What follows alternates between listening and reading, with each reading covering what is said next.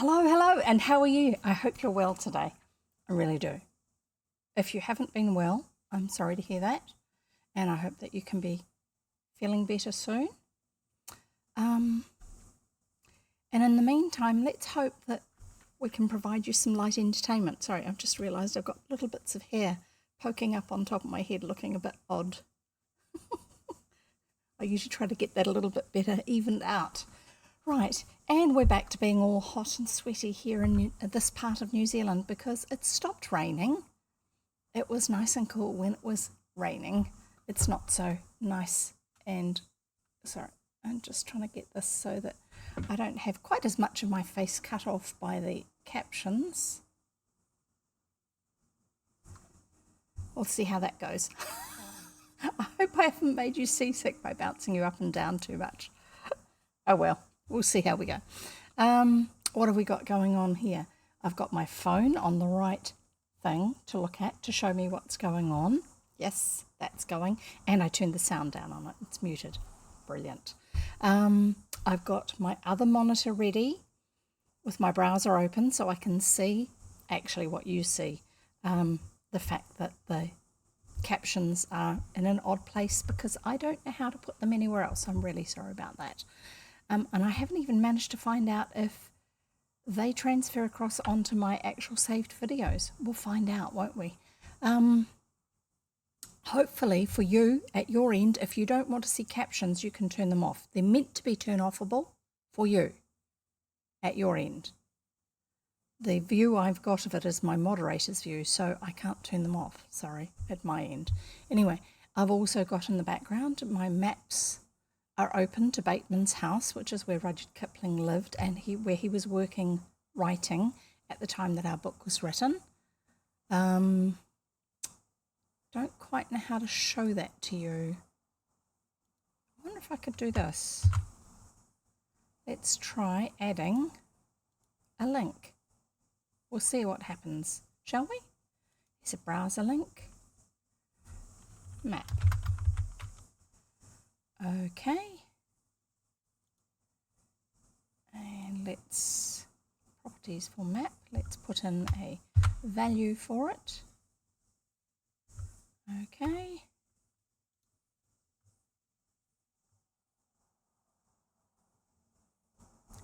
There's Bateman's house. There's the property that Bateman's is.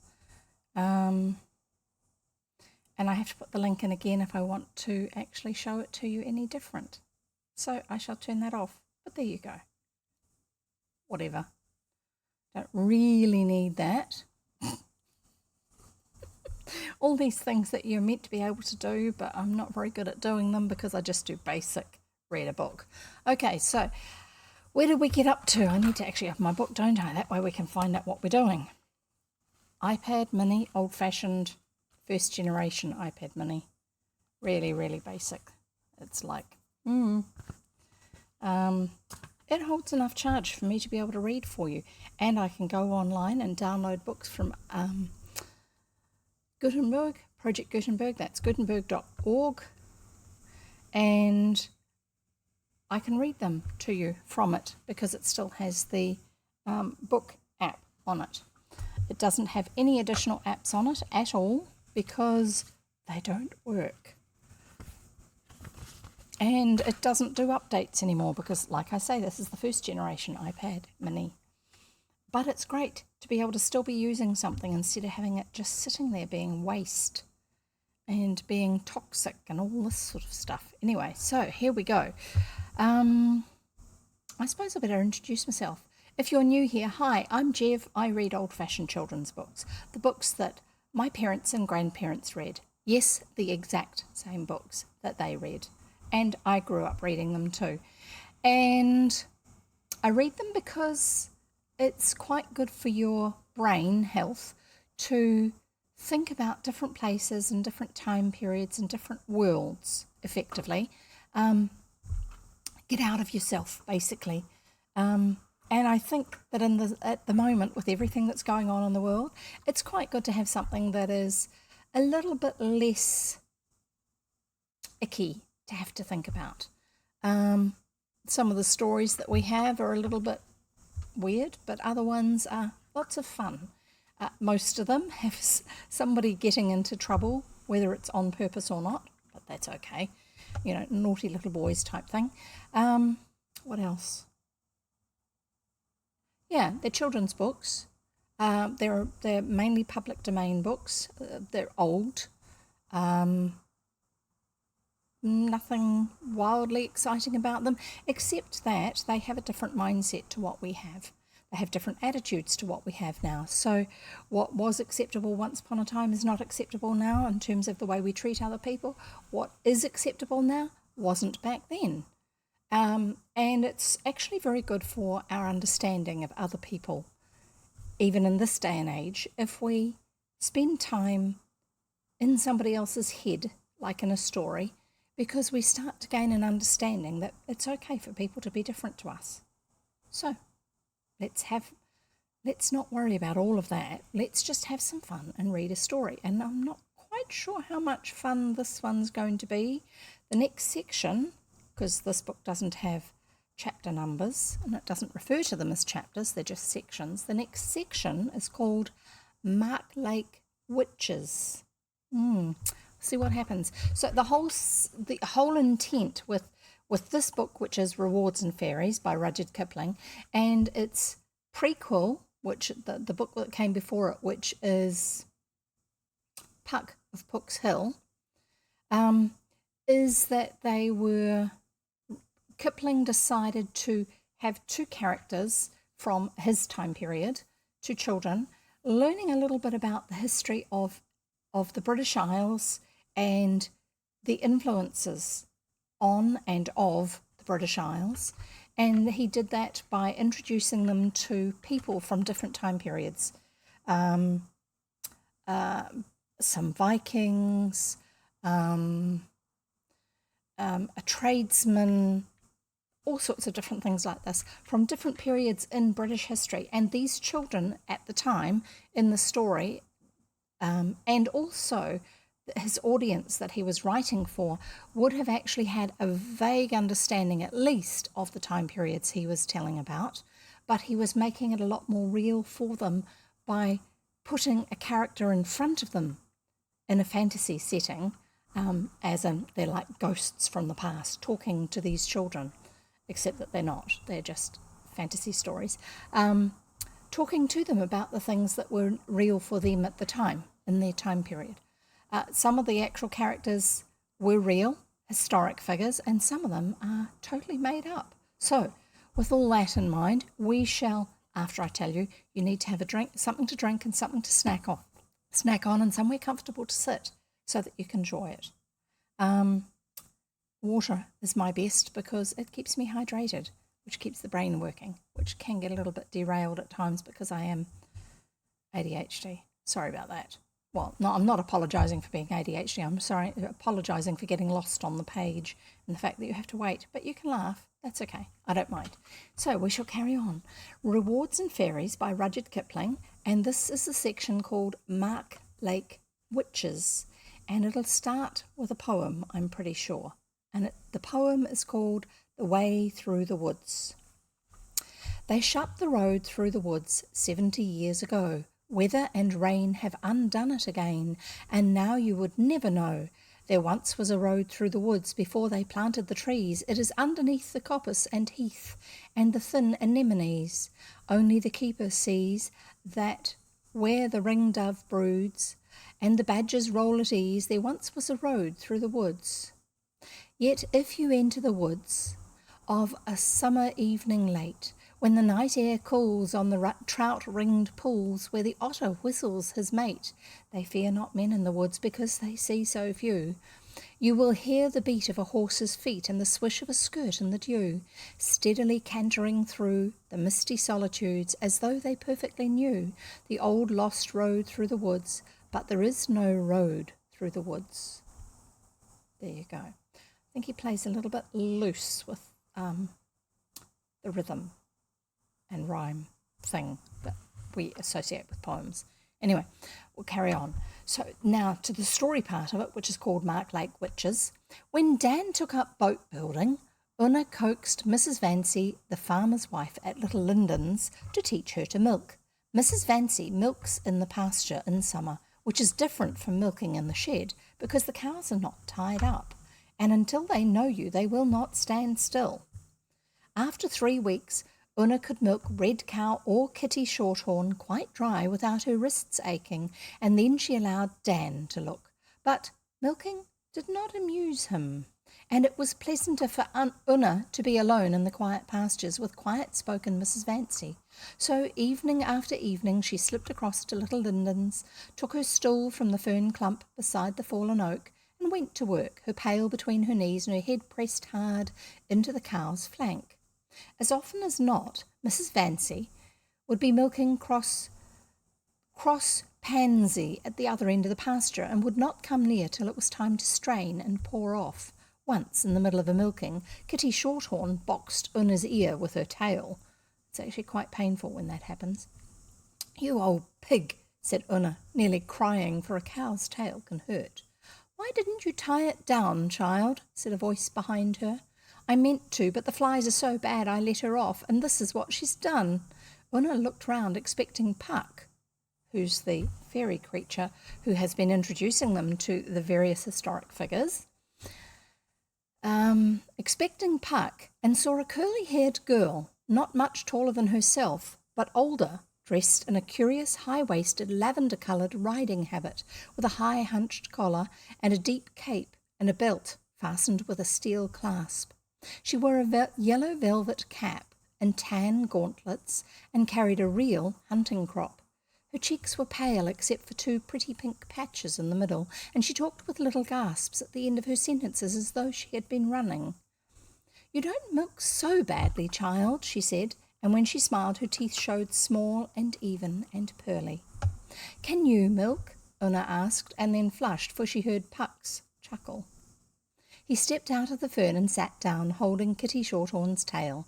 "There isn't much," he said, "that Miss Philadelphia does not know about milk, or, for that matter, butter and eggs. She's a great housewife."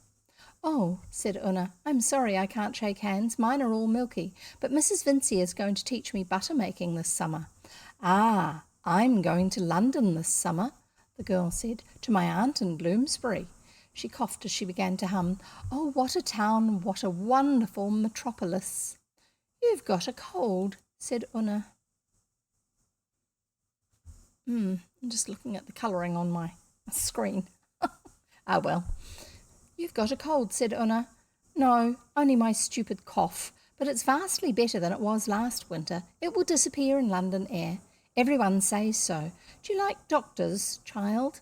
"I don't know any," Una replied, "but I'm sure I shouldn't."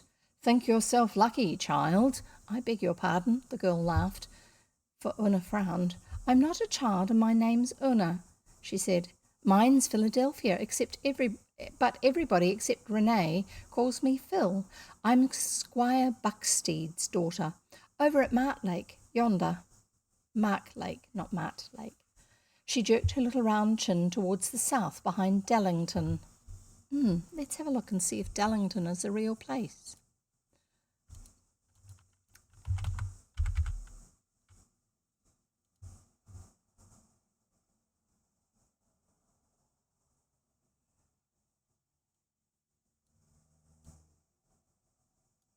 I think it is. Yes, but it's further south, quite a bit, well, relatively speaking, quite a bit further south. I've just looked it up on the map. And let's have a look. If we go directions from there to National Trust Bateman's, it will tell me how far away it is. And we can't use public transport, so we won't even think of that. Okay, so if we use a car, it's 9 minutes away, 4.3 miles, also known as, oh, come on, why are you giving miles? No. And if you walk, it's probably also 4.3 miles, but it's about an hour and a half's walk, Dallington, from where the children are at Bateman's house. So there you go. So So it's a real place. As I said, Kipling has a tendency to use real places and real people where he can in his stories, just to make it that much more real for us. So we'll carry on.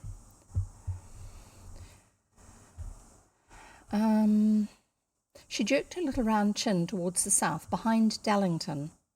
That's towards Marklake. Surely you know Marklake. We went on a picnic to Marklake Green once, said Una. It's awfully pretty. I like all those funny little roads that don't lead anywhere. Let's see if Marklake is actually a real place. I'm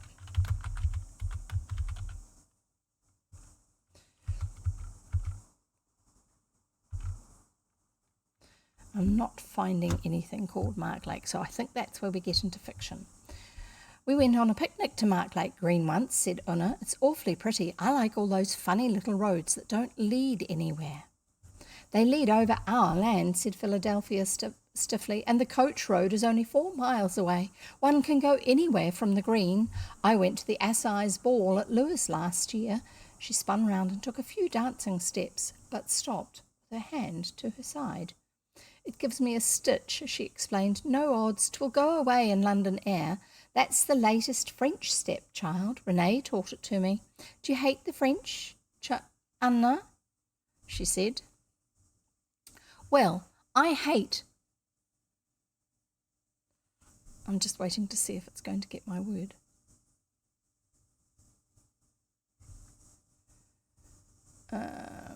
Well, I hate French, of course, but I don't mind Mamselle. She's rather decent. Is Renee your French governess? Said Una. Philadelphia laughed till she caught her breath again. Oh no, Renee is a French prisoner, on parole. That means he's promised not to escape till he has been properly exchanged for an Englishman. He's only a doctor, so I hope they don't think him worth exchanging. My uncle captured him last year in the Ferdinand privateer off Belle Isle, and he cured my uncle of a raging toothache. Of course, after that, we couldn't let him lie among the common French prisoners at Rye, and so he stays with us. He is of a very old family, a Breton, which is nearly next door to being a true Briton, my father says, and he wears his hair clubbed, not powdered. That was obviously a hairstyle at the time. Much more becoming, don't you think? I don't know what Una began, but Puck, the other side of the pail, winked, and she went on with her milking. So Puck is telling her, by the wink, not to actually inquire too deeply into details that indicate she's of a different time period, because Phil is obviously from some period in history, because that's who Puck brings to see the children, and he wants her to get the full value of spending this time with Una, to spend the time with Phil, and so he doesn't want her to disrupt it. So she went on milking. He's going to be a great French physician when the war is over. He makes my bobbins for my lace pillow now. He's very clever with his hands, but he'd doctor our people on the green if they would let him. Only our doctor, Dr. Brake, says he's an imp something worse than imposter. But my nurse says... Nurse? Not ever so old. What have you got a nurse for? Sorry, I'm just checking something here. I may have to get somebody to go and...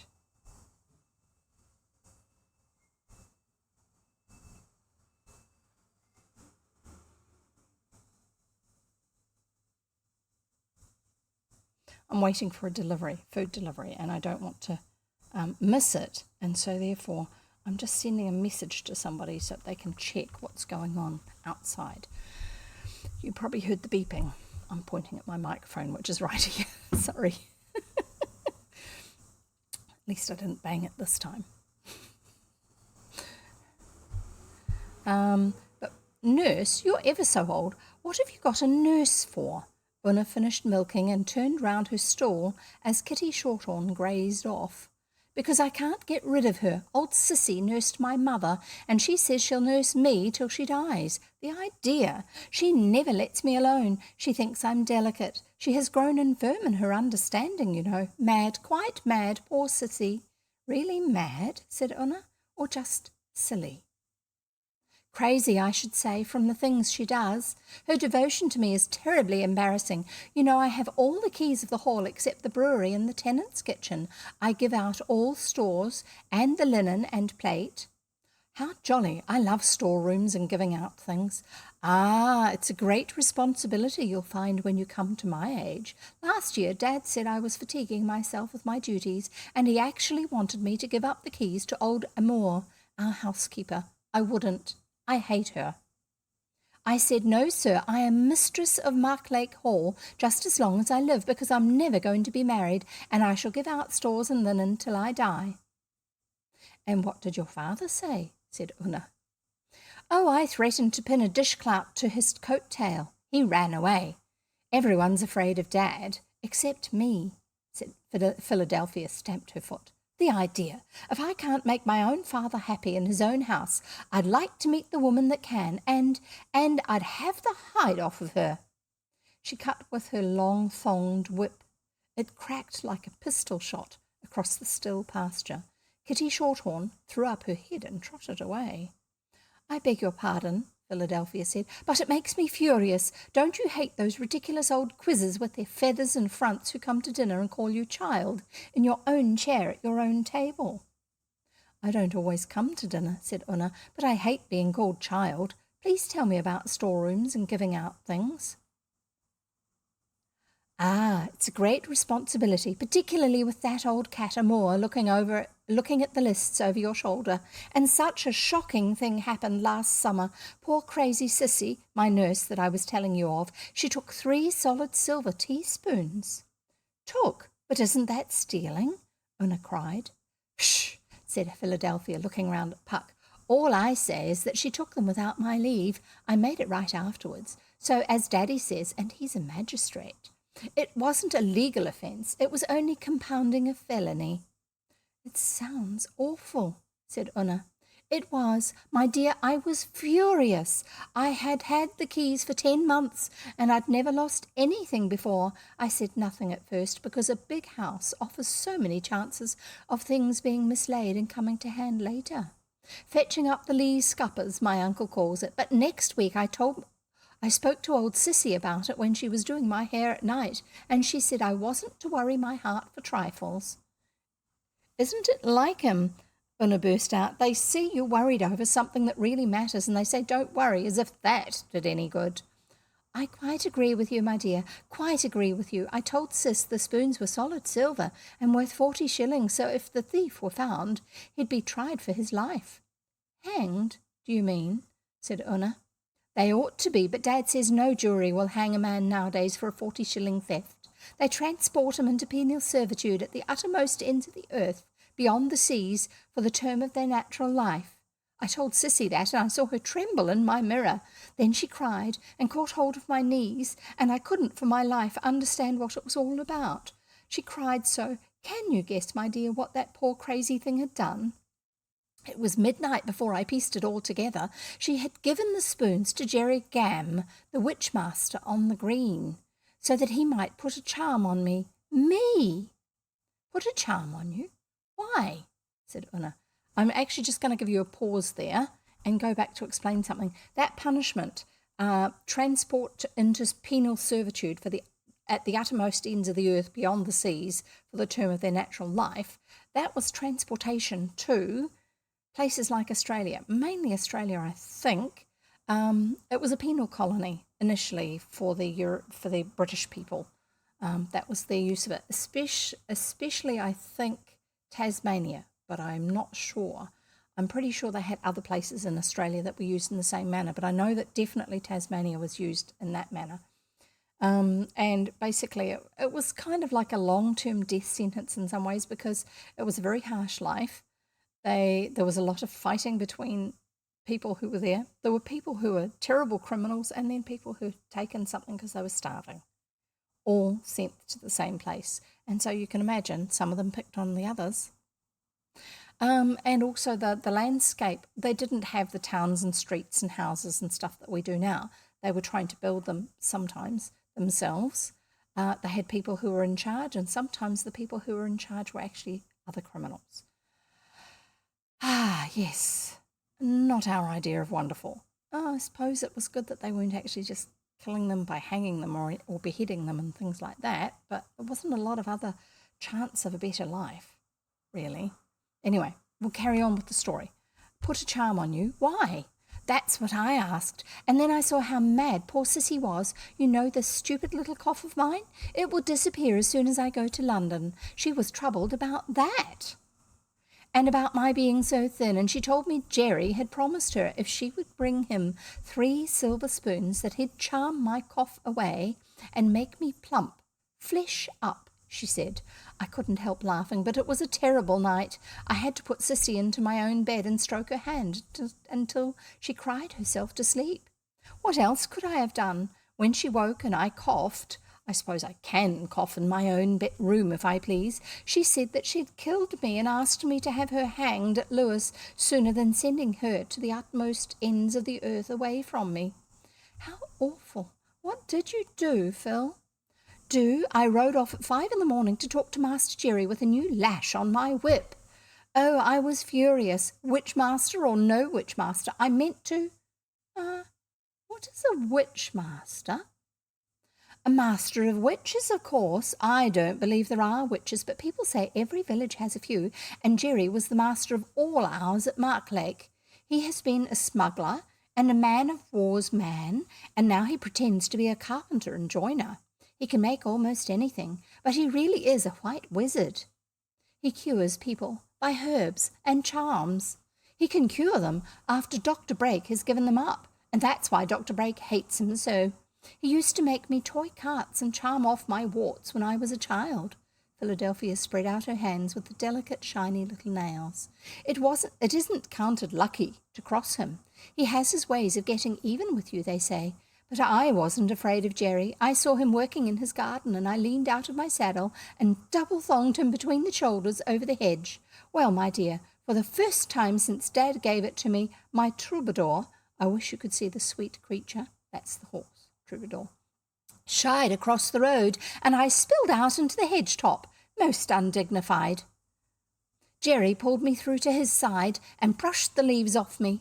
I was horribly pricked, but I didn't care. Now, Jerry, I said, I'm going to take the hide off you first and send you to Lewes afterwards. You well know why. Oh, he said, and he sat down amongst his beehives. Then I reckon you've come about old Sissy's business, my dear. I reckon I just about have, I said. Stand away from those hives. I can't get at you there. That's why I be here. I be where I be, he said. If you'll excuse me, Miss Phil, I don't hold with being flogged before breakfast at my time of life. He's a huge man, but he looked so comical squatting among the hives that I know I oughtn't. I laughed, and he laughed. I always laugh at the wrong time, but I soon recovered my dignity, and I said, then give me back what you made poor Sissy steal. Your poor Sissy, he said. She's a hat full of trouble, but you shall have him, Miss Phil. They're already put by for you. And would you believe it, the old sinner pulled my 3 silver spoons out of his dirty pocket and polished them on his cuff. Here they be, he says, and he gave them to me just as cool as though I'd come to have my warts charmed. That's the worst of people having known you when you were young. But I preserved my composure. Jerry, I said, what in the world are we to do? If you'd been caught with these things on you, you'd have been hanged. I know it, he said, but they're yours now. But you made my Sissy steal them, I said. That I didn't, he said. Your Sissy, she was picking at me and terrifying me all long day, and every day for weeks to put a charm on you, Miss Phil, and take away your little spitty cough. Yes, I knew that, Jerry, and to make me flesh up, I said. I'm much obliged to you, but I'm not one of your pigs. I reckon she've been talking to you then, he said. Yes, she gave me no peace, and being terrified, for I don't hold with old women, I laid a task on her which I thought would silence her. I never reckoned the old scrattle would risk her neck bone at Lewis Assizes for your sake, Miss Phil, but she did, and she up and stole. I tell ye, as cheerful as a tinker, you might ha' knocked me down with any of them little spoons when she brung 'em in her apron. Do you mean to say, then, that you did it to try my poor Sissy? I screamed at him. What else for, dearie? He said. I don't stand in need of hedge stealings. I'm a freeholder with money in the bank, and now I won't trust woman no more. Silly old besom. I do believe she has stole the squire's big fob watch if I'd required her. Then you're a wicked, wicked old man, I said, and I was so angry that I couldn't help crying, and of course that made me cough. Jerry was in a fearful taking. He picked me up and carried me into his cottage. It's full of foreign curiosities, and he got me something to eat and drink, and he said he'd be hanged by the neck any day if it pleased me. He said he'd even tell old Sissy he was sorry. That's a great come down for a witch-master, you know. I was ashamed of myself for being so silly, and I dabbed my eyes and said, the least you can do now is to give poor Sis some sort of a charm for me. Yes, that's only fair dealings, he said. You know the names of the 12 apostles, dearie. You say them names, one by one, before your open window, rain or storm, wet or shine, 5 times a day, fasting. But mind you, twixt every name you draw in your breath through your nose, right down to your pretty little toes, as long and as deep as you can, and let it out slow through your pretty little mouth. There's virtue for you, your coughing in those names spoke that way, and I'll give you something you can see. Moreover, here's a stick of maple, which is the warmest tree in the wood. That's true, Una interrupted. You can feel it almost as warm as yourself when you touch it. I didn't know that, did you? That maple wood is warm? It's cut 1 inch long for your every year, Jerry said. That's 16 inches. You set it in your window so that it holds up the sash, and thus you keep it, rain or shine, or wet or fine, day and night. I've said words over it which will have virtue on your complaints. I haven't any complaints, Jerry, I said. It's only to please Sissy. I know that as well as you do, dearie, he said, and that was all that came of my going to give him a flogging. I wonder whether he made poor Troubadour shy when I was lashing at him. Jerry has his ways of getting even of people. I wonder, said Una. Well, did you try the charm? Did it work? What nonsense! I told Renee about it. Of course, because he's a doctor. He's going to be a most famous doctor. That's why our doctor hates him. Renee said, Oh, ho, you're Master Gam. He's worth knowing. And he put up his eyebrows like this. He made a joke of it. Or, he can see my window from the carpenter's shed and where he works. And if ever the maple stick fell down, he pretended to be in a fearful taking till I propped the window up again. He used to ask me whether I had said my apostles properly, and how I took my deep breaths. Oh, yes, and the next day, though he had been there ever so many times before, he put on his new hat and paid Jerry Gam a visit of state as a fellow physician. And so he told Renee about as a fellow physician. Jerry never guessed Renee was making fun of him, and so he told Renee about the sick people in the village and how he cured them with herbs after Dr. Brake had given them up. Jerry could talk smuggler's French, of course, and I had taught Renee plenty of English, if only he wasn't so shy. They called each other Monsieur Gam and Monsieur Lanac. Just like gentlemen. I suppose it amused poor Renee. He hasn't much to do except to fiddle about in the carpenter's shop. He's like all the French prisoners, always making knick-knacks. And Jerry had a little lathe at his cottage, and so Renee took to being with Jerry much more than I approved of. The hall is so big and empty when Dad's away, and I will not sit with old Amour. She talks so hurriedly about everyone, especially about Renee. I was rude to Renee, I'm afraid, but I was properly served out for it. One always is. You see, Dad went down to Hastings to pay his respects to the general who commanded the brigade there, and to bring him to the hall afterwards. Dad told me he was a very brave soldier from India. He was colonel of Dad's regiment, the 33rd Foot, after Dad left the army, and then he changed his name from Wesley to Wellesley, or else the other way about. And Dad said I was to get out all the silver for him, and I knew that meant a big dinner, so I went down to the sea for early mackerel, and had such a morning in the kitchen and the storerooms. Old Amour nearly cried. However, my dear, I made all my preparations in ample time, but the fish didn't arrive. It never does, and I wanted Renee to ride to Pevensey and bring it himself. He had gone over to Jerry, of course, as he always used, unless I requested his presence beforehand.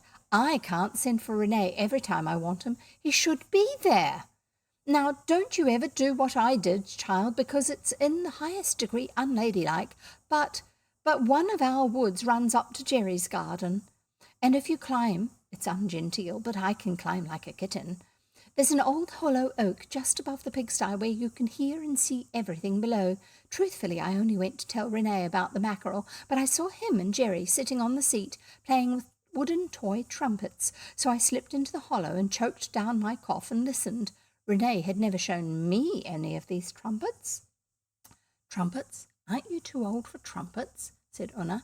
They weren't real trumpets, because Jerry opened his shirt collar and Renee put one end of his trumpet against Jerry's chest and put his ear to the other. Then Jerry put his trumpet against Renee's chest and listened while Renee breathed and coughed.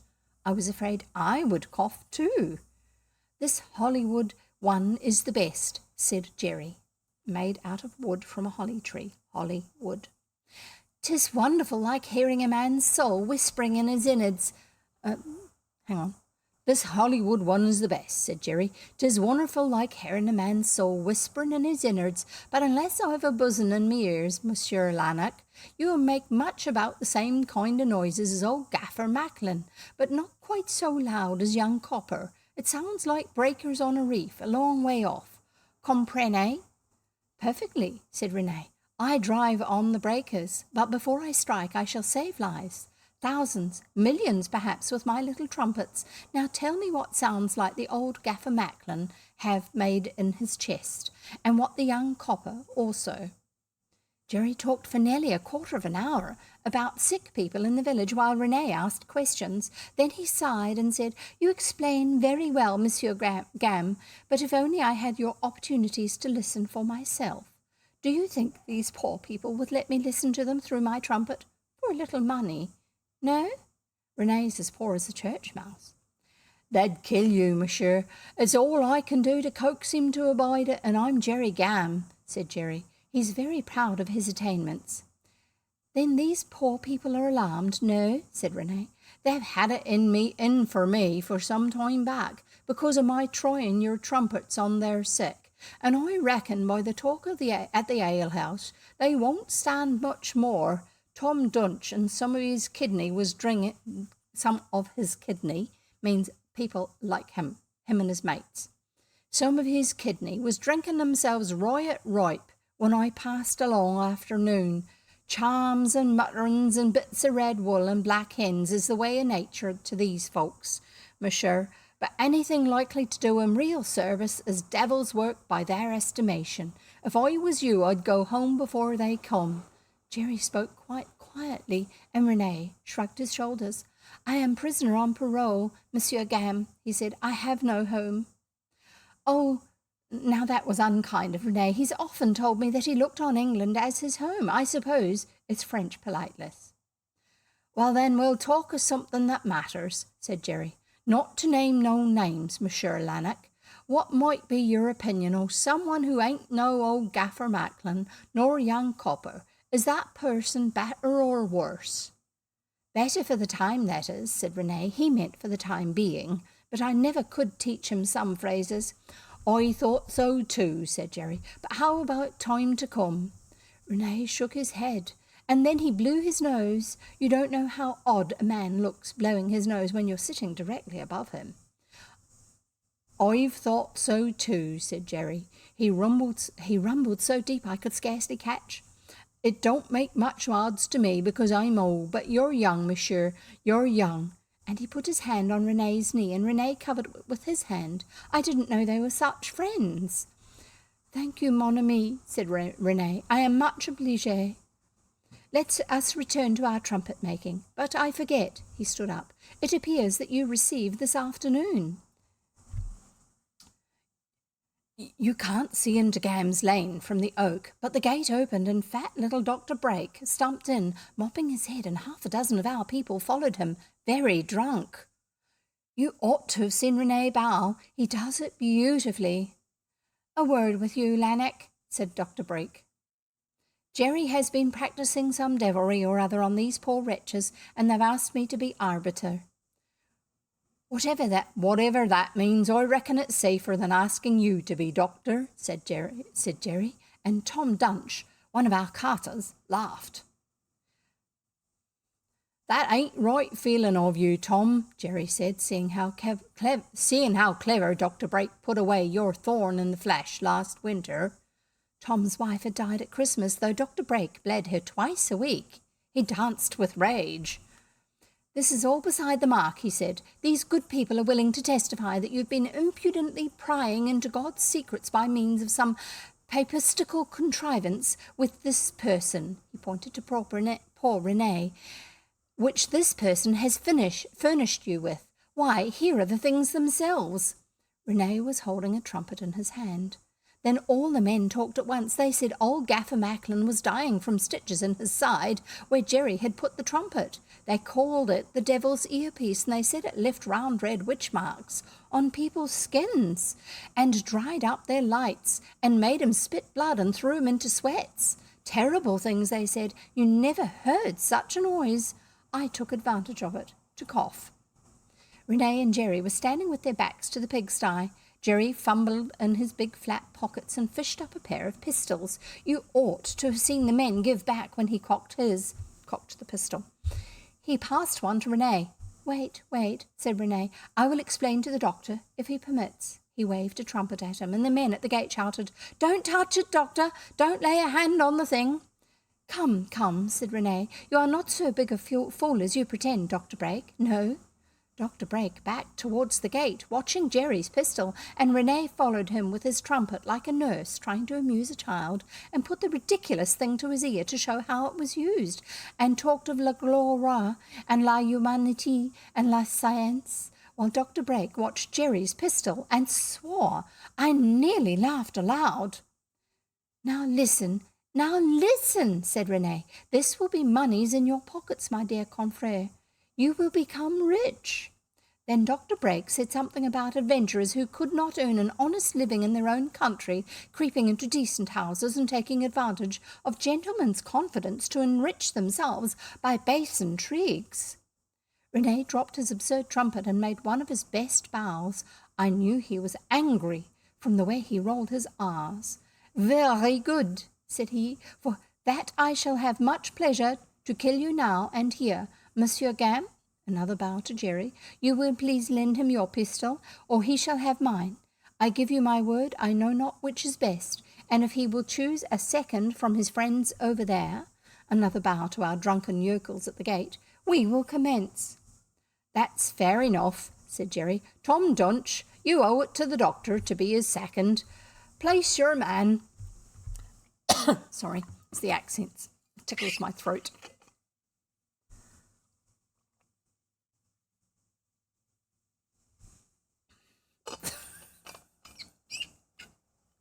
Those captions are really ridiculous. Sorry. I might have to turn them off, but I don't know how. I've got to unplug something in my system for that to turn off. But anyway, just be amused by them for now. Absolutely ridiculous. Every now and then I happen to glance across and see what they're saying I am saying. Oh dear.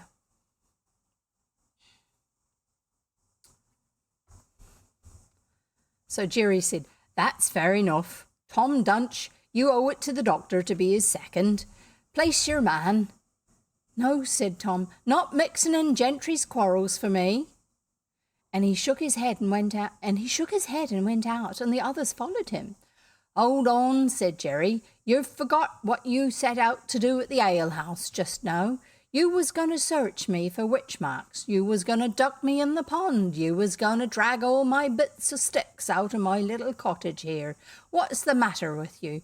Wouldn't you like to be with your old woman tonight? But they didn't even look back, much less come. They ran to the village alehouse like hares. No matter for these canaille, said Renee, but buttoning up his coat so as not to show any linen. All gentlemen do that before a duel, Dad says.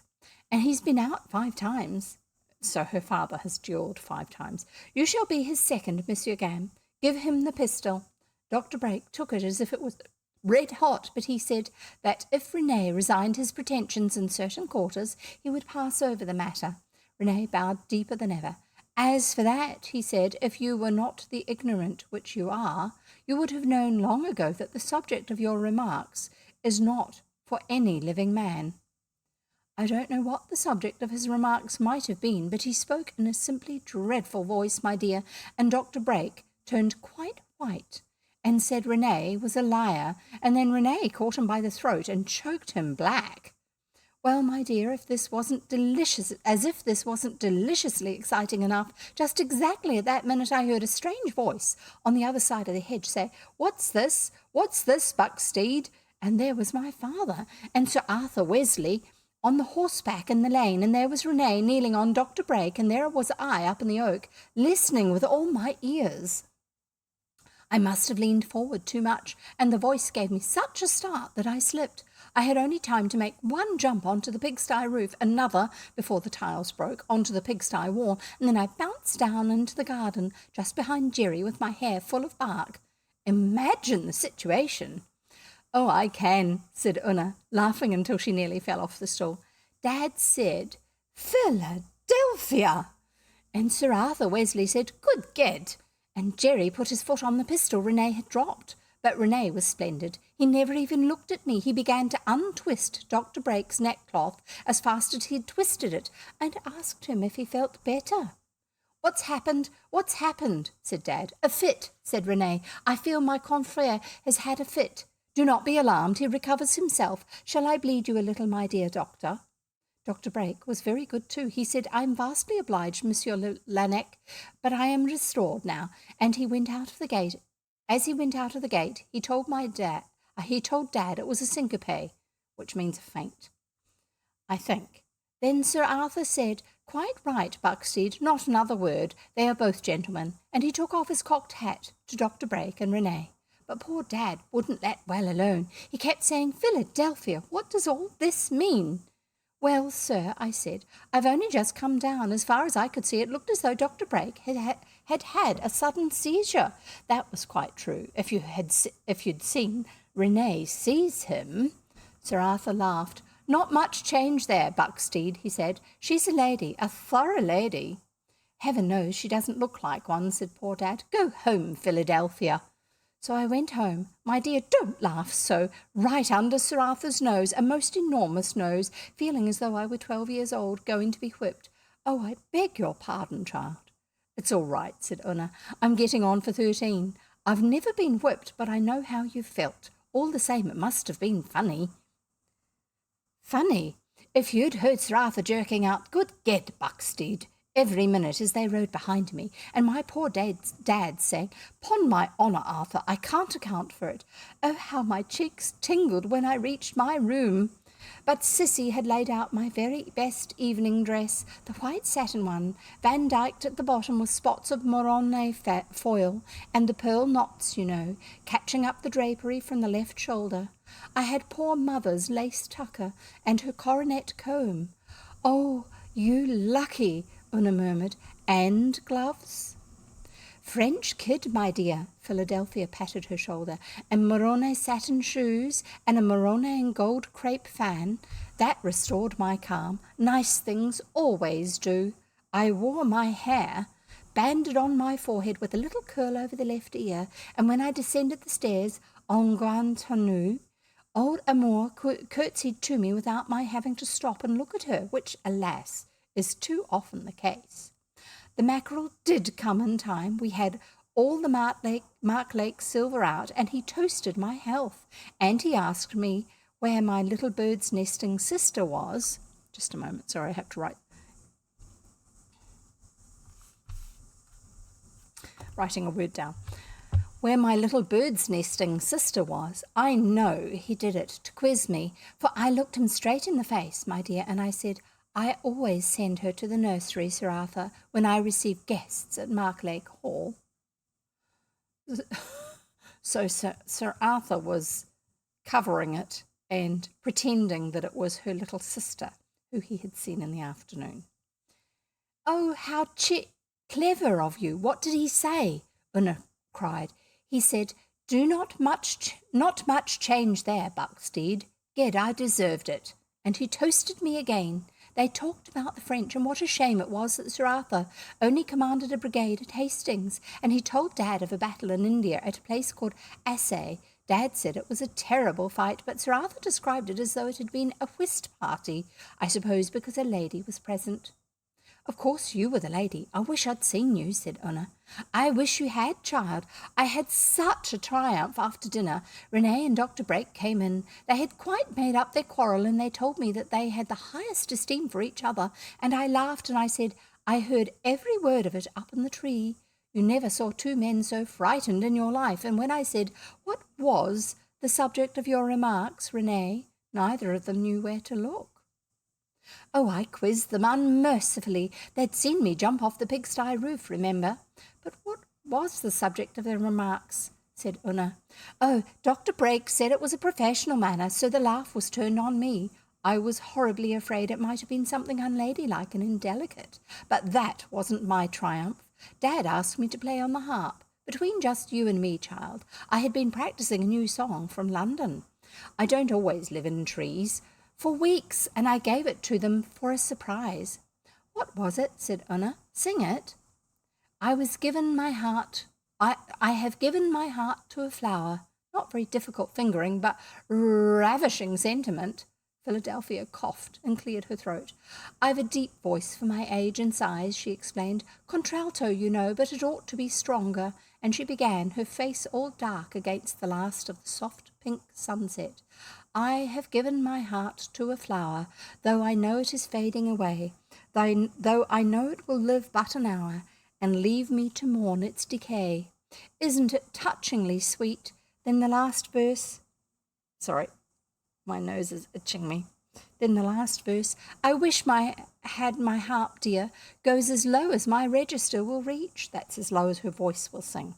She drew in her chin and took a deep breath. "Ye desolate whirlwinds that rave, I charge you be good to my dear. She is all that I have, and the time of our parting is near." "Beautiful," said Una. "And did they like it?" "Like it? They were overwhelmed, accablés, as Renee says. My dear, if I hadn't seen it, I shouldn't have believed that I could have drawn tears, genuine tears, to the eyes of 4 grown men. But I did. Renee simply couldn't endure it. He's all French sensibility. He hid his face and said, 'Est-ce mademoiselle?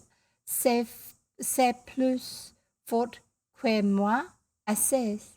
And Sir Arthur blew his nose and said, 'Good ged, this is worse than assez,' while Dad sat with tears simply running down his cheeks." Sorry about the butchering of the French. I have no idea what that was.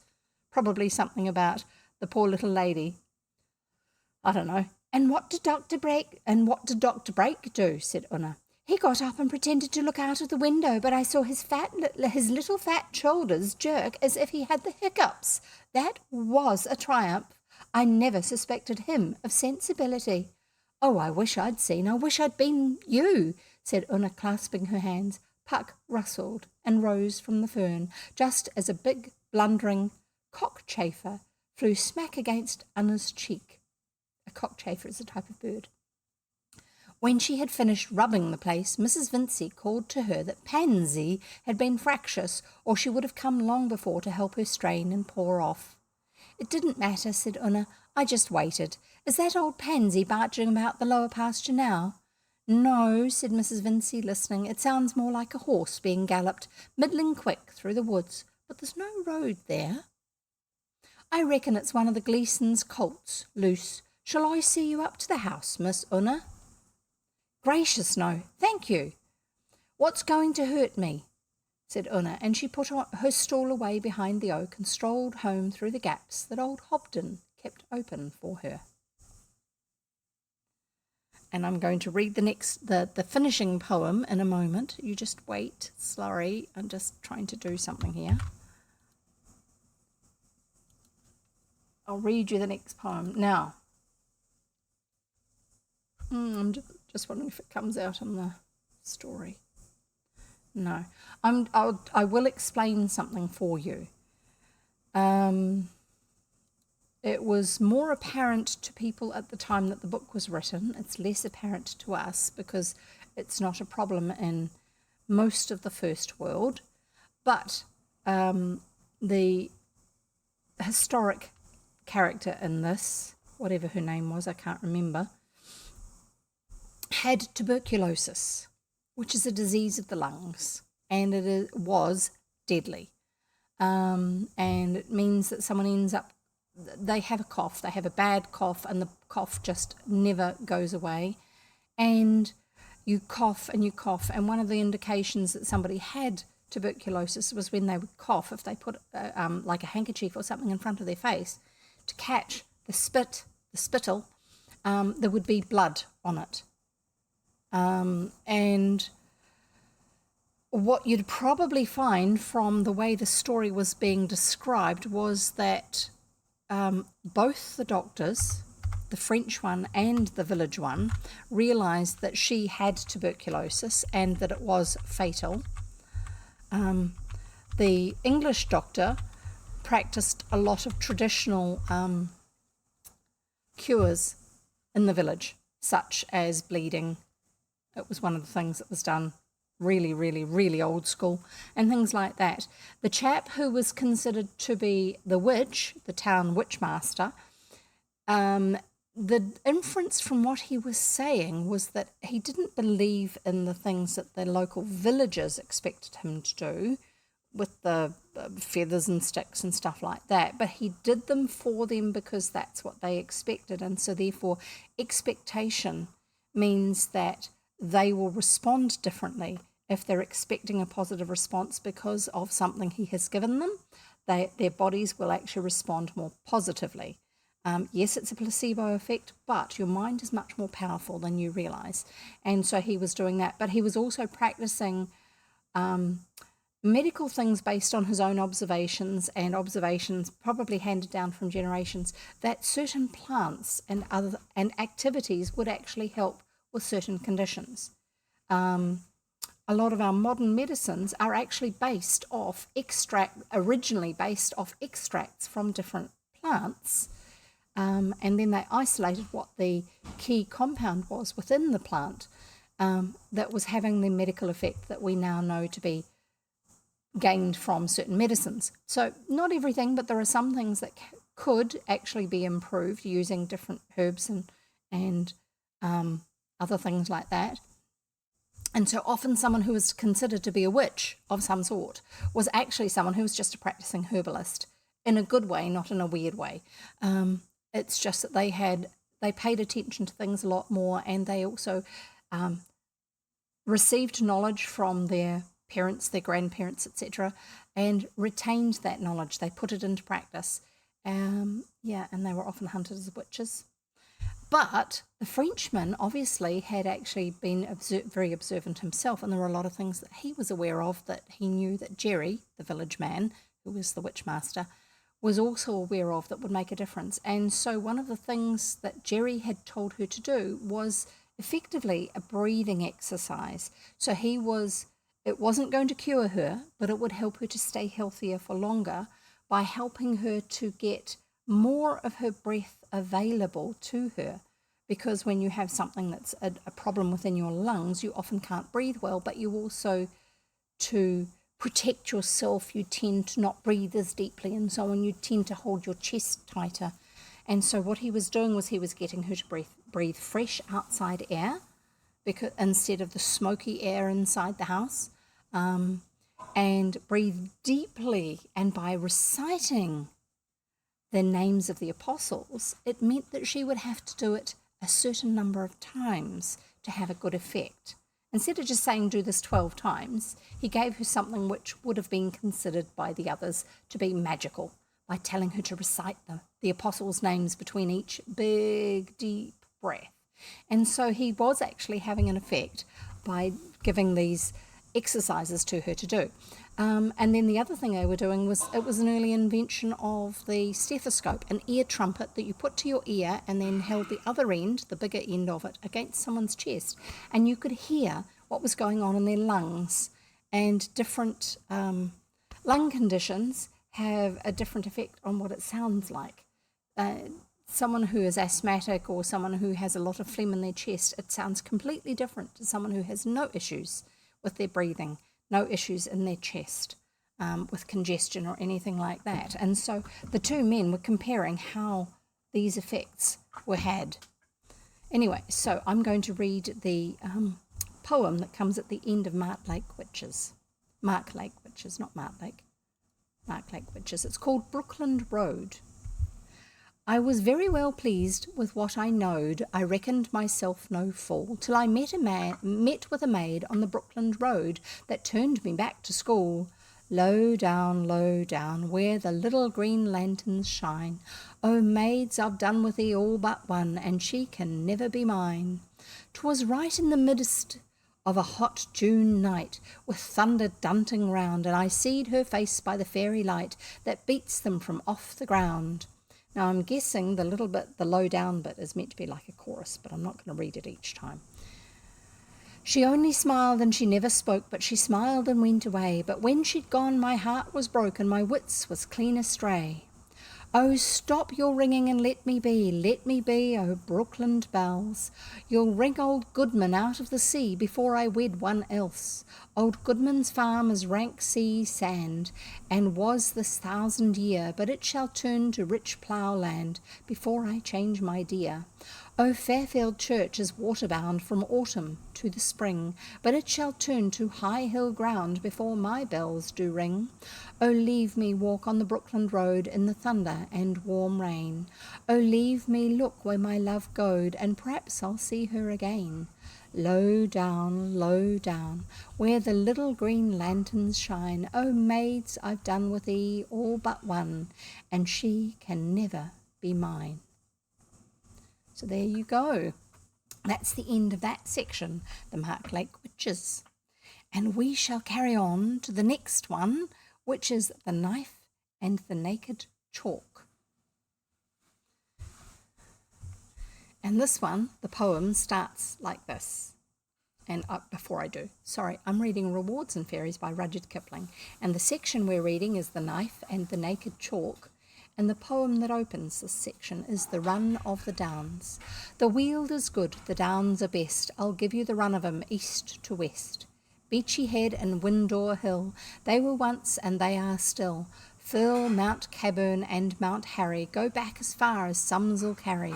Ditchling Beacon and Chanctonbury Ring, they have looked on many a thing, and what those two have missed between 'em, I reckon truly Hill has seen 'em.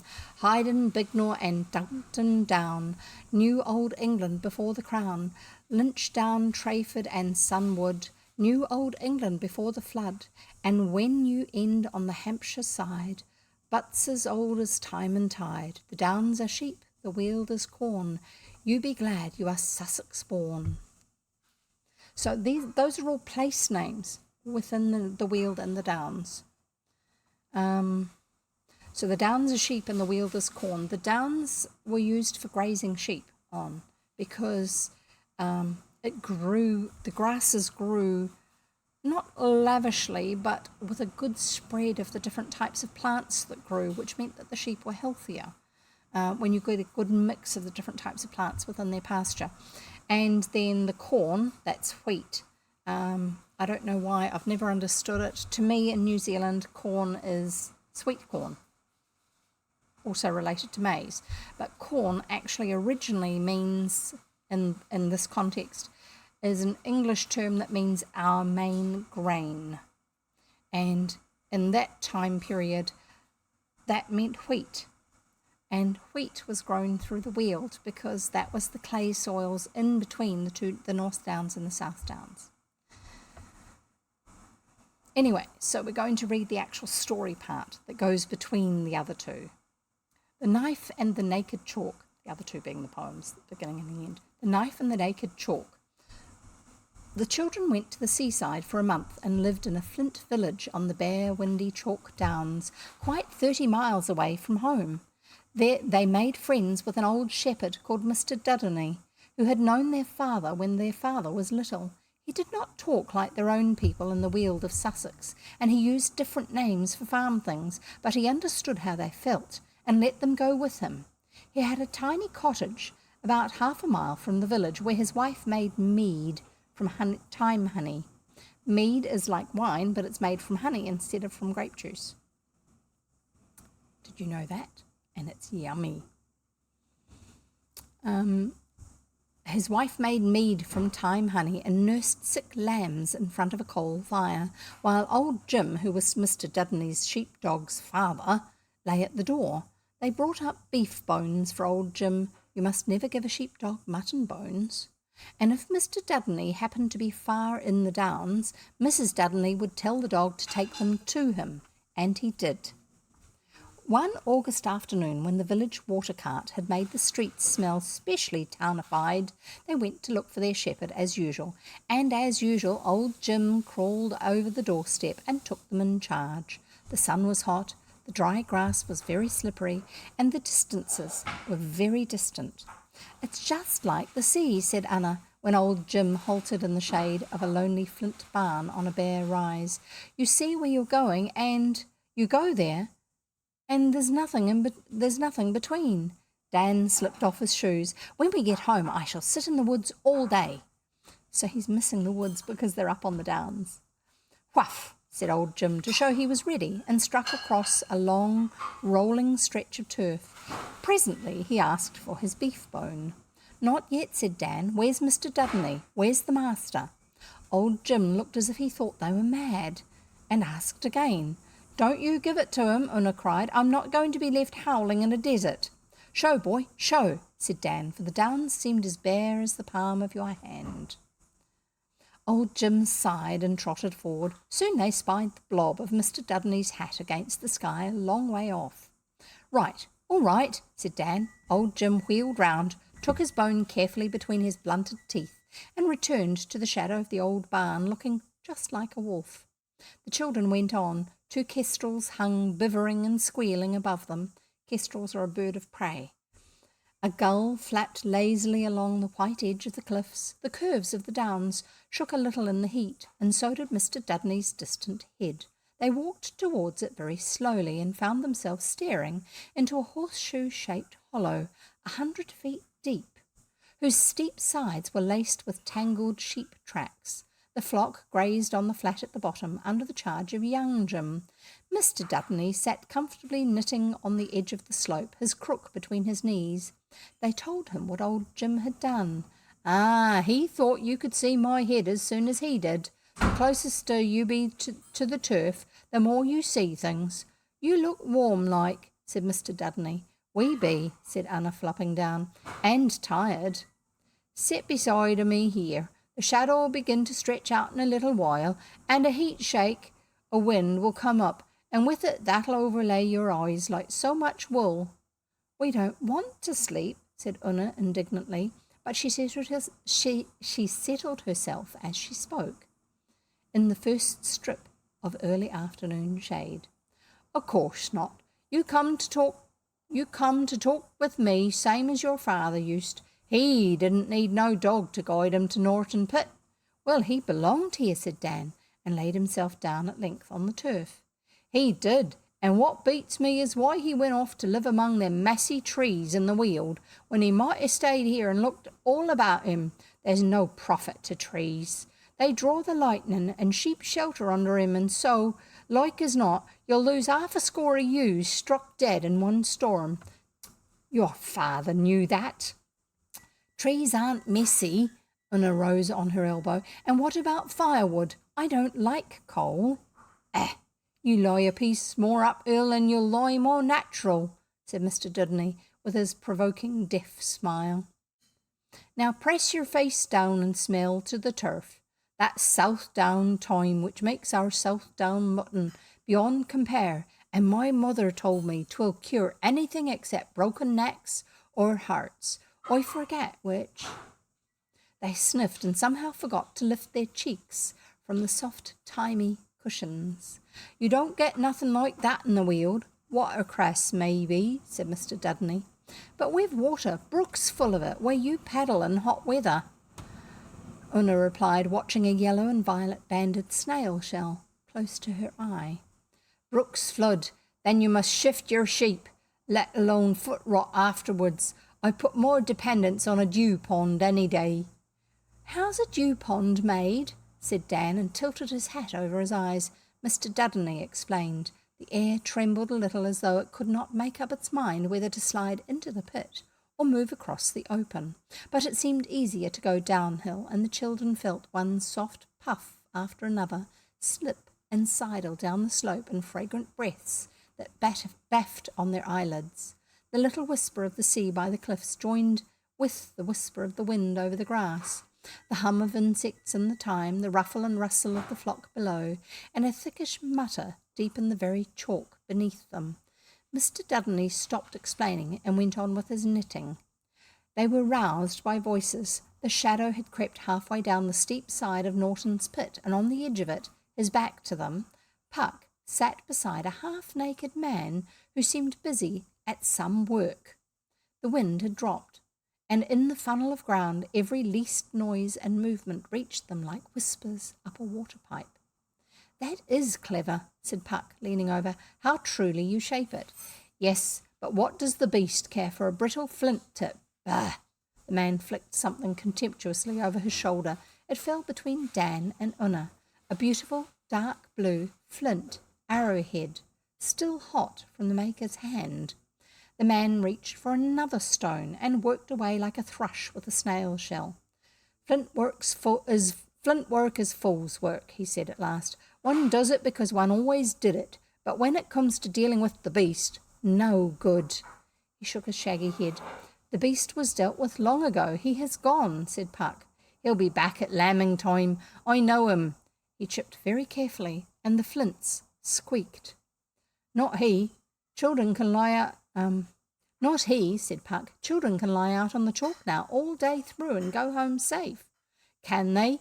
Well, call the beast by his true name and I'll believe it." The man replied, "Surely." Puck leapt to his feet, curved his hands round his mouth and shouted, "Wolf! Wolf!" Norton's pit threw back the echo from its dry sides. "Woof! Woof!" like young Jim's bark. "You see, you hear," said Puck. "Nobody answers. Grey Shepherd is gone. Feet in the Night has run off. There are no more wolves." "Wonderful!" The man wiped his forehead as though he were hot. "Who drove him away? You?" "Many men through many years, each working in his own country. Were you one of them?" Puck answered. The man slid his sheepskin cloak to his waist, and without a word pointed to his side, which was all seamed and blotched with scars. His arms, too, were dimpled from shoulder to elbow, with horrible white dimples. "I see," said Puck. "It is the beast's mark. What did you use against him?" "Hand, hammer, and spear, as our fathers did before us." "So, then how—" Puck twitched aside the man's dark brown cloak. "How did a flint worker come by that? Show, man, show." He held out his little hand. The man slipped a long, dark iron knife, almost a short sword, from his belt, and after breathing on it, handed it hilt first to Puck, who took it with his head on one side, as you should when you look at the works of a watch, squinted down the dark blue blade, like looking at the inside of a watch, squinted down the dark blade and very delicately rubbed his forefinger from the point to the hilt. "Good," said he in a surprised tone. "It should be. The children of the night made it," the man answered. "So I see by the iron. What might it have cost you?" "This." The man raised his hand to his cheek. Puck whistled like a wheeled starling. "By the great rings of the chalk," he cried, "was that your price? Turn sunward that I may see better, and shut your eye." He slipped his hand beneath the man's chin and swung him till he faced the children up the slope. They saw that his right eye was gone, and the eyelid lay shrunk. Quickly Puck turned him round again, and the two sat down. "It was for the sheep. The sheep are the people," said the man in an ashamed voice. "What else could I have done? You know, old one." Puck sighed a little fluttering sigh. "Take the knife. I listen." The man bowed his head. drove the knife into the turf, and while it still quivered, said, "This is witness between us that I speak the thing that has been. Before my knife and the naked chalk I speak. Touch." Puck laid a hand on the hilt. It stopped shaking. The children wriggled a little nearer. "I am of the people of the worked flint. I am the one son of the priestess who sells the winds to the men of the sea. I am the buyer of the knife, the keeper of the people," the man began in a sort of singing shout. "These are my names in this country of the naked chalk, between the trees and the sea." "Yours was a great country. Your names are great too," said Puck. "One cannot feed some things on names and songs." The man hit himself on the chest. "It is better, always better, to count one's children safe round the fire, their mother among them." "Aye," said Puck. "I think this will be a very old tale." "I warm myself and eat at any fire that I choose, but there is no one to light me a fire or cook my meat. I sold all that when I bought the magic knife for my people. It was not right that the beast should master man. What else could I have done?" "I hear, I know, I listen," said Puck. "When I was old enough to take my place in the sheep guard, the beast gnawed all of our country like a bone between his teeth. He come in behind the flocks at watering time and watched them round the dew ponds. He leaped into the folds between our knees at the shearing. He walked out alongside the grazing flocks and chose his meat on the hoof while our boys threw flints at him. He crept by night into the huts and licked the babe from between the mother's hands. He called his companions and pulled down men in broad daylight on the naked chalk. No, not always did he do so. This was his cunning. He would go away for a while to let us forget him. A year, 2 years perhaps, we neither smelt nor heard nor saw him.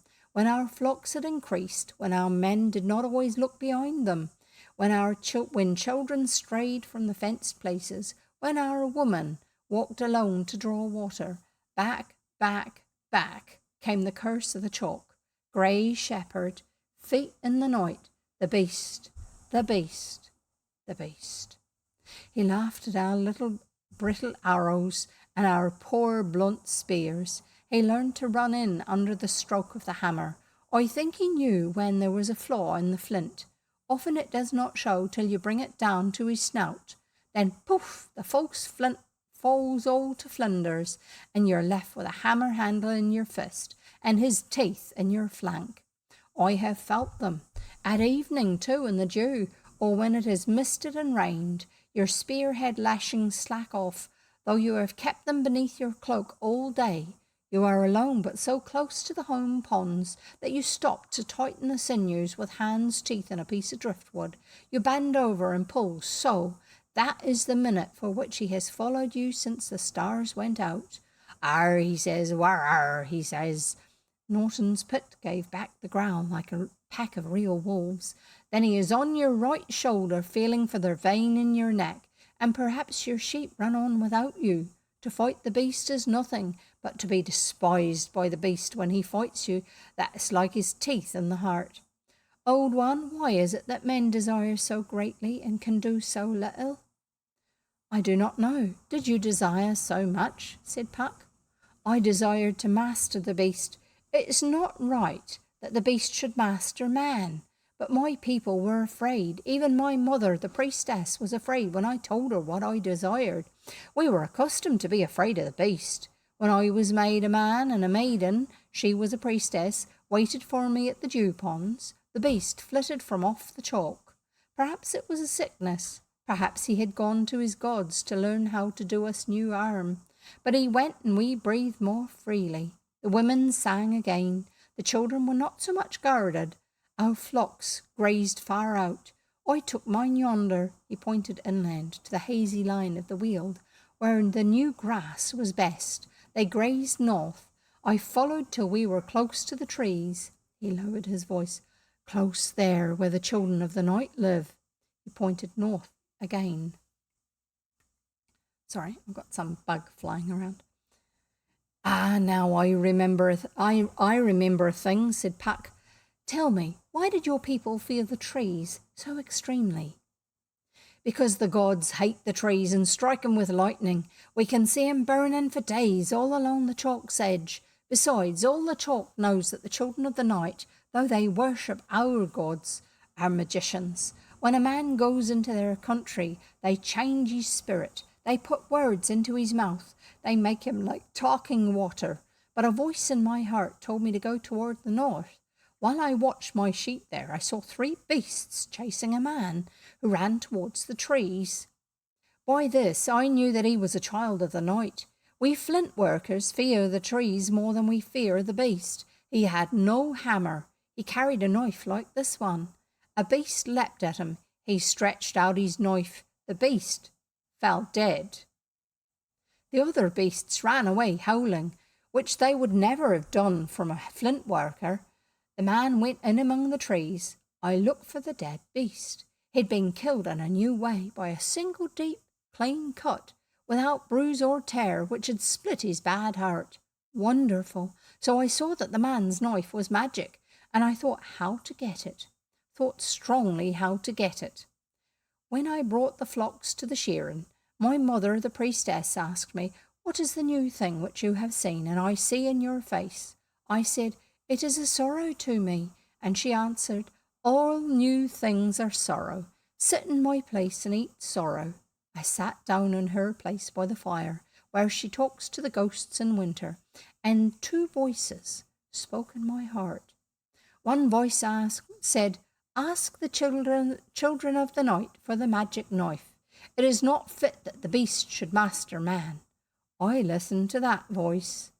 One voice said, "If you go among the trees, the children of the night will change your spirit. Eat and sleep here." The other voice said, "Ask for the knife." I listened to that voice. I said to my mother in the morning, "I go away to find a thing for the people, but I do not know whether I shall return in my own shape." She answered, "Whether you live or die, or are made different, I am your mother." "True," said Puck. "The old ones themselves cannot change men's mothers, even if they would." "Let us thank the old ones. I spoke to my maiden, the priestess who waited for me at the dew ponds. She promised fine things too." The man laughed. "I went away to that place where I had seen the magician with the knife. I laid out 2 days on the short grass before I ventured among the trees. I felt my way before me with a stick. I was afraid of the terrible talking trees. I was afraid of the ghosts in the branches, of the soft ground underfoot, of the red and black waters. I was afraid above all of the change. It came." They saw him wipe his forehead once again, and his strong back muscles quivered till he laid his hand on the knife hilt. "A fire without a flame burned in my head. An evil taste grew in my mouth. My eyelids shut hot over my eyes. My breath was hot between my teeth, and my hands were like the hands of a stranger. I was made to sing songs and to mock the trees, though I was afraid of them. At the same time I saw myself laughing, and I was very sad for this fine young man who was myself. Ah, the children of the night know magic." "I think it is done by the spirits of the mist. They change a man if he sleeps among them," said Puck. "Had you slept in any mists?" "Yes, but I know it was the children of the night. After 3 days I saw a red light behind the trees, and I heard a heavy noise. I saw the children of the night dig red stones from a hole and lay them in fires. The stones melted like tallow, and the men beat the soft stuff with hammers. I wished to speak to these men, but the words were changed in my mouth, and all I could say was, 'Don't make that noise, it hurts my head.' By this I knew that I was bewitched, and I clung to the trees and prayed the children of the night to take off their spells. They were cruel. They asked me many questions which they would never allow me to answer. They changed my words between my teeth till I wept. Then they led me into a hut and covered the floor with hot stones and dashed water on the stones and sang charms till the sweat poured off me like water. I slept. When I waked, my own spirit, not the strange shouting thing, was back in my body, and I was like a bright cool stone on the shingle between the sea and the sunshine. The magicians came to hear me. women and men, each wearing a magic knife. Their priestess was their ears and their mouth. I spoke many words that went smoothly along like sheep in order, when their shepherd standing on a mound can count those coming and those far off getting ready to come. I asked for magic knives for my people. I said that my people would bring meat and milk and wood and wool and lay them in the short grass outside the trees if the children of the night would leave magic knives for our people to take away. They were pleased. Their priestess said, "For whose sake have you come?" I answered, "The sheep are the people. If the beast kills our sheep, our people die. So I come for a magic knife to kill the beast." She said, "We do not know if our God will let us trade with the people of the naked chalk. Wait till we have asked." When they came back from the question place, their gods are our gods, their priestess said, "The God needs a proof that your words are true."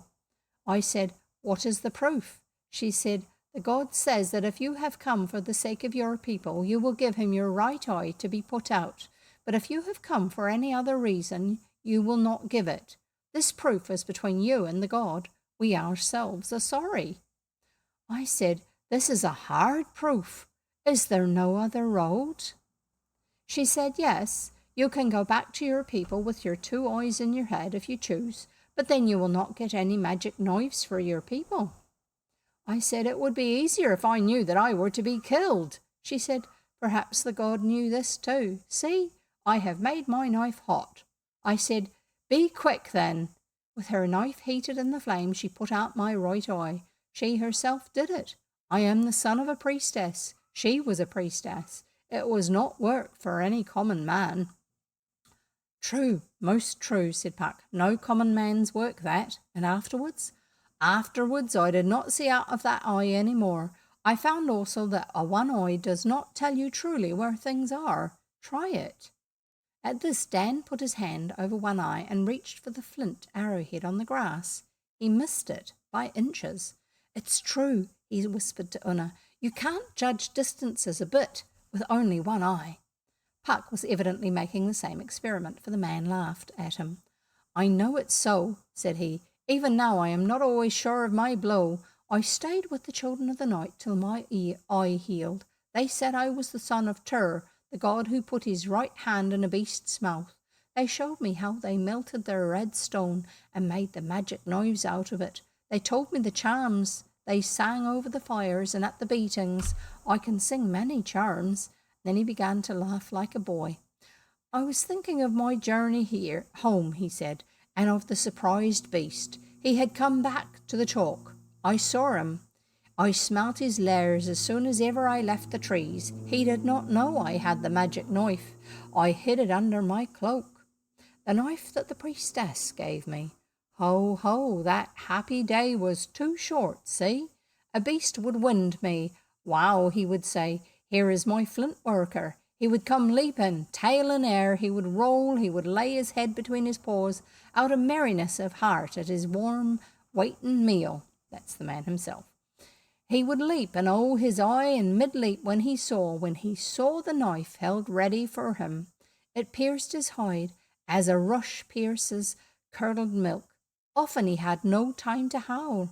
I did not trouble to flay any beasts I killed. Sometimes I missed my blow, then I took my little flint hammer and beat out his brains as he cowered. He made no fight. He knew the knife. But the beast is very cunning. Before evening, all the beasts had smelt the blood on my knife and were running from me like hares. They knew. Then I walked as a man should, the master of the beast. So came I back to my mother's house. There was a lamb to be killed. I cut it in 2 halves with my knife, and I told her all my tale. She said, "This is the work of a god." I kissed her and laughed. I went to my maiden who had waited for me at the dew ponds. There was a lamb to be killed. I cut it in 2 halves with my knife and told her all my tale. She said, "It is the work of a god." I laughed, but she pushed me away and, being on my blind side, ran off before I could kiss her. I went to the men of the sheep guard at watering time. There was a sheep to be killed for their meat. I cut it in 2 halves with my knife, and told them all my tale. They said, "It is the work of a god." I said, "We talk too much about gods. Let us eat and be happy, and tomorrow I will take you to the children of the night, and each man will find a magic knife." I was glad to smell old sheep again, to see the broad sky from edge to edge, and to hear the sea. I slept beneath the stars in my cloak. The men talked among themselves. I led them the next day to the trees, taken with me meat, wool, and curdled milk as I had promised. We found magic knives laid out on the grass as the children of the night had promised. They watched us from among the trees. Their priestess called to me and said, "How is it with your people?" I said, "Their hearts are changed.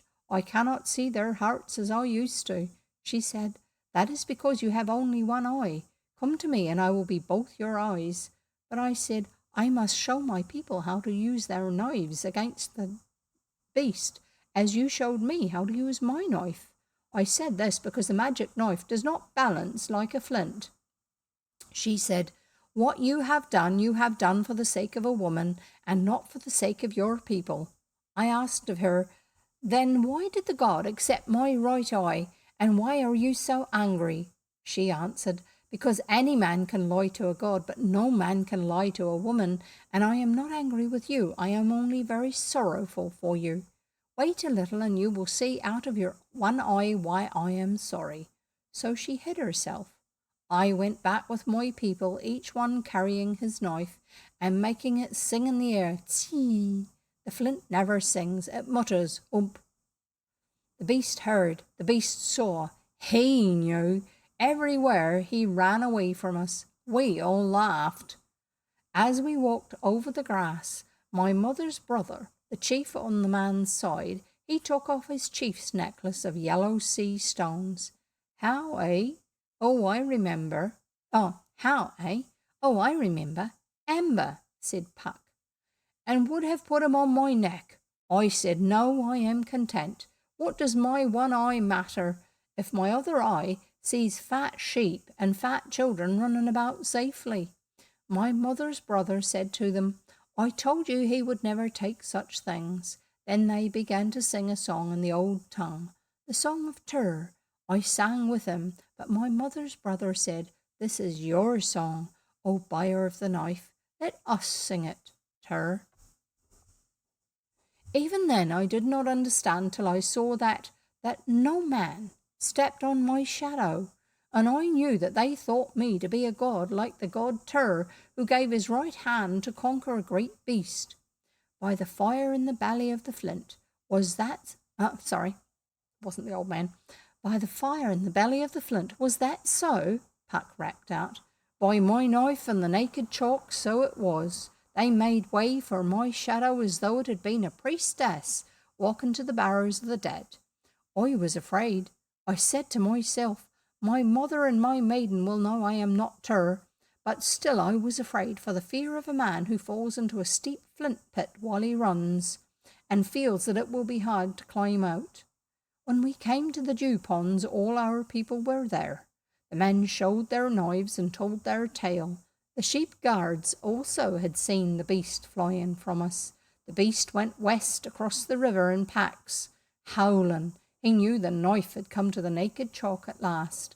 At last, he knew. So my work was done. I looked for my maiden among the priestesses. She looked at me, but she did not smile. She made the sign to me that our priestesses must make when they sacrifice to the old dead in the barrows. I would have spoken, but my mother's brother made himself my mouth, as though I had been one of the old dead in the barrows, for whom our priests speak to the people on midsummer mornings. I remember those midsummer mornings, said Puck. Then I went away angrily to my mother's house. She would have knelt before me. Then I was more angry, but she said, only a god would have spoken to me thus, a priestess. A man would have feared the punishment of the gods. I looked at her and I laughed. I could not stop my unhappy laughing. They called me from the door by the name of Tur himself. A young man with whom I had watched my first flocks and chipped my first arrow and fought my first beast, called me by the name of the old tongue, by that name in the old tongue. He asked me leave to take my maiden. His eyes were lowered, his hands were on his forehead. He was full of the fear of a god, but of me, a man, he had no fear when he asked. I did not kill him. I said, call the maiden. She came also without fear, this very one that had waited for me, that had talked with me by our dew ponds. Being a priestess, she lifted her eyes to me. As I look on a hill or a cloud, so she looked at me. She spoke in the old tongue which priestesses use when they make prayers to the old dead in the barrows. She asked leave that she might light the fire in my companion's house, and that I should bless their children. I did not kill her. I heard my own voice, little and cold, say, let it be as you desire. And they went away, hand in hand. My heart grew little and cold. A wind shouted in my ears. My eye darkened. I said to my mother, can a god die? I heard her say, what is this? What is it, my son? And I fell into darkness full of hammer noises. I was not. Oh, poor, poor God, said Puck. And your wise mother? She knew. As soon as I dropped, she knew. When my spirit came back, I heard her whisper on my ear, whether you live or die or are made different, I am your mother. That was good, better even than the water she gave me and the going away of the sickness. Though I was ashamed to have fallen down, yet I was very glad. She was glad too. Neither of us wished to lose the other. There is only the one mother for the one son. I heaped the fire for her, barred the doors, and sat at her feet as before I went away, and she combed my hair and sang. I said at last, what is to be done to the people who say that I am Tur? She said, he who has done a godlike thing must bear himself like a god. I see no way out of it. The people are now your sheep till you die. You cannot drive them off. I said, this is a heavier sheep than I can lift. She said, in time it will grow easy. In time perhaps you will not lay it down for any maiden anywhere. Be wise, be very wise, my son, for nothing is left you except the words and the songs and the worship of a god. Oh, poor God, said Puck, but those are not altogether bad things. I know they are not, but I would sell them all for one small child of my own, smearing himself with the ashes of our own house fire. He wrenched his knife from the turf, thrust it into his belt. He wrenched his knife from the turf, thrust it into his belt, and stood up. And yet, what else could I have done? Else could I have done, he said. The sheep are the people.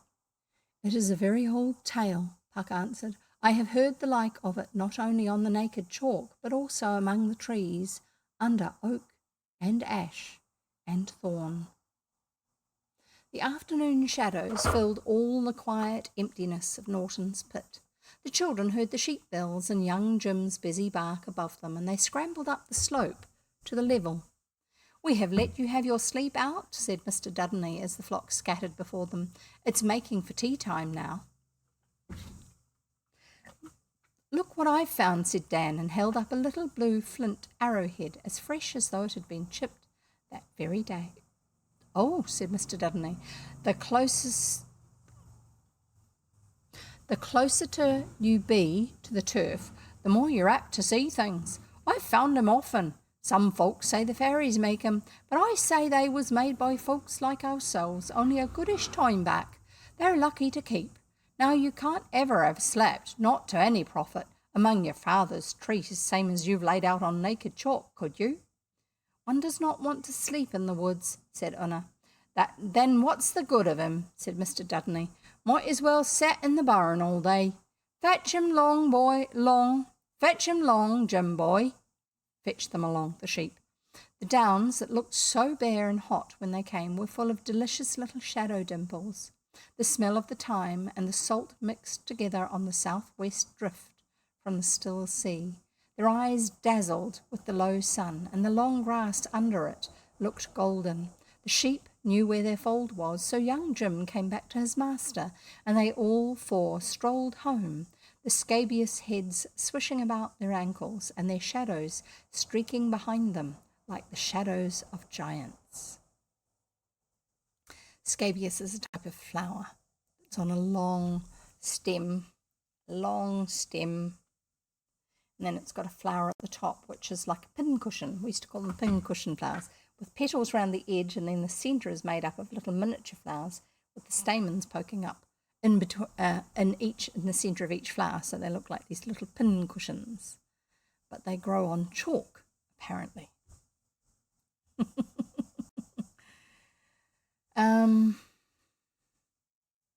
Scabious heads swishing about their ankles and their shadows streaking behind them like the shadows of giants. So that's the end of that story chapter section. Just a thought, quite possibly the Downsman had actually got malaria when he was sleeping in the mist. Yes, they did have malaria in England. Mosquitoes. In the old days, people didn't know what malaria came from. If you read Little House on the Prairie, they thought it was because they ate watermelons that had been growing under the light of the full moon. I think it was the full moon, and that they had got the fever, the ague, from eating these watermelons. Although I don't know how you expect to have watermelons that have never had any of that sort of moonlight on them, because they take longer than a month to grow. There were lots and lots of different theories over time as to where malaria came from, but it gave you this fever, and with the fever you had rantings and ravings where you speak words that are just nonsensical. You run a temperature, obviously, but you also shiver. You get cold and hot. And one of the ways of dealing with malaria, just to get you out of the middle of a dose of malaria, is to get someone to sweat enough that the fever breaks, and then they come right, depending on the version of malaria that they get. And quite possibly that's why he flaked out afterwards when he was back with his mother, because malaria can be a recurring thing. But yes, that would make sense that they come back, they speak with different words, things like this. If they had slept in the marshy, misty areas at the edge of the forest or within the forest, that would be where the mosquitoes would be, because mosquitoes like moist, damp places. And they bite, and they usually bite in the night. And so therefore the people of the forest, when they were asking if you had slept in the mists, there you go. Maybe. I don't know for certain, but maybe. And we shall now have the poem at the end of this chapter. I'm pretty sure that's what we've got now. Yes, it is. Looking at what it's about. This is the poem to close out this section, and then we will be finished for today. Song of the Men's Side. Once we feared the beast. When he followed us we ran very fast, though we knew it is not right that the beast should master man. But what could we flint workers do? The beast only grinned at our spears round his ears, grinned at the hammers that we made. But now we will hunt him for the life with the knife, and this is the buyer of the blade. Room for his shadow on the grass, let it pass. To left and right stand clear, this is the buyer of the blade, be afraid. This is the great god Tyr. Tyr thought hard till he hammered out a plan, for he knew it was not right, and it is not right that the beast should master man. So he went to the children of the night, he begged a magic knife of their make for our sake. When he begged for the knife, they said, the price of the knife you would buy is an eye. And that was the price he paid. Tell it to the barrows of the dead, run ahead, shout it so the woman's side can hear. This is the buyer of the blade, be afraid. This is the great god Tyr. Our women and our little ones may walk on the chalk, as far as we can see them and beyond. We shall not be anxious for our sheep when we keep tally at the shearing pond. We can eat with both our elbows on our knees, if we please. In other words, you don't have to hold a weapon in one hand. You can use both hands for eating. We can eat with both our elbows on our knees, if we please. We can sleep after meals in the sun, for the shepherd of the twilight is dismayed at the blade. Feet in the night have run. Dog without a master goes away. Hi, Tyr, aye. Devil in the dusk has run. Then room for his shadow on the grass, let it pass. To left and right stand clear. This is the buyer of the blade, be afraid. This is the great god Tyr. And there you go. That's the end of today's reading. And the next reading we have, the section is called Brother Square Toes. That sounds odd. We shall find out next time. And so thank you for being here. Thank you for listening. And I hope you've enjoyed it. I have noticed that the stories in Rewards and Fairies are mainly dialogue. Someone telling a story rather than actually watching a story happening. But that's okay. It's a different style of story.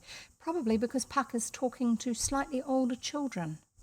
And it means that the story comes across differently. Anyway, we shall see you next time. Thank you for joining me, and I hope you've enjoyed it. Go and find yourself some other books to read. See you next time. Bye.